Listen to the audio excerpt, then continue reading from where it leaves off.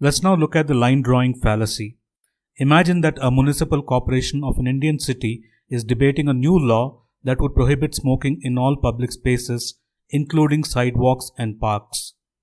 Some corporators argue that the law is too extreme and would be difficult to enforce, while others argue that it is necessary to protect public health. During the debate, one corporator argues that the law is flawed because when it comes to smoking, it is impossible to draw a clear line between public and private spaces. He points out that someone smoking on a sidewalk might be only a few feet away from a nearby building and asks how the municipal corporation can differentiate between the two, considering that smoke from the sidewalk can drift into the nearby building.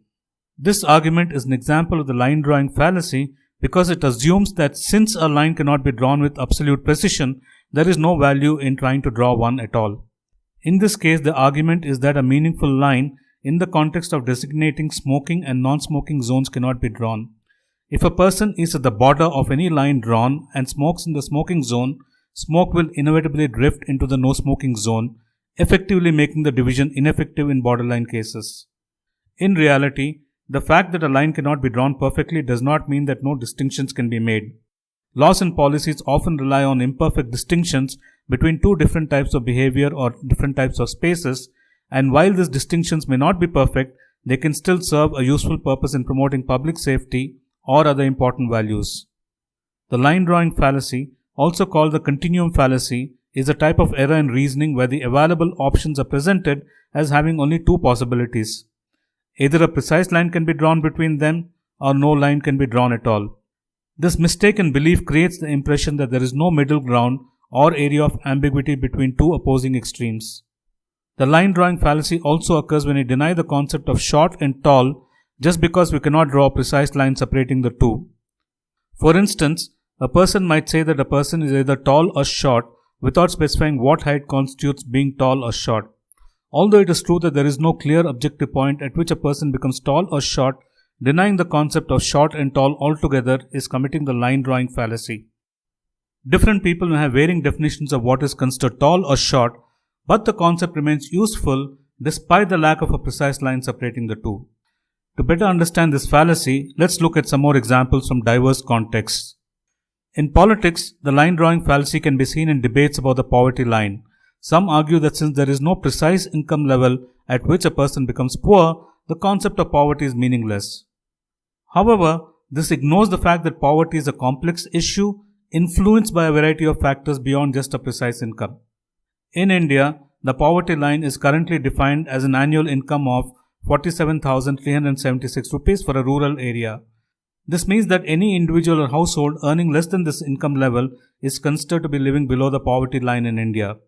However, it would be incorrect to assume that a person earning 48,000 rupees per year is not poor simply because they earn slightly above the poverty line. Poverty is a complex issue and cannot be defined by a single precise income threshold. It would be fallacious.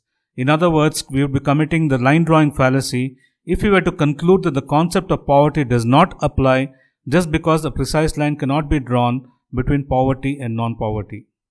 In medical practice, a doctor may diagnose a patient with high blood pressure if the readings consistently fall above a certain number, such as 140/90. However, this threshold is somewhat subjective and there may not be a precise point at which someone's blood pressure is definitively considered high. If one were to deny the existence of high blood pressure simply because a precise threshold cannot be defined, they would be committing the line drawing fallacy. In the field of psychology, the line drawing fallacy can be seen in debates about addiction. Some argue that if we cannot precisely define what addiction is, then the concept is meaningless. However, this ignores the fact that addiction is a complex phenomenon influenced by a variety of biological, psychological, and social factors. In the field of medicine, the line drawing fallacy is evident in the discussions surrounding mental health disorders. Sometimes, there is a debate about whether a person should be diagnosed with a particular disorder based on the number of symptoms they exhibit. However, this debate becomes problematic if it assumes that there is a clear and objective line between having the disorder and not having it. The truth is that mental health disorders often exist on a continuum, with individuals experiencing symptoms to varying degrees.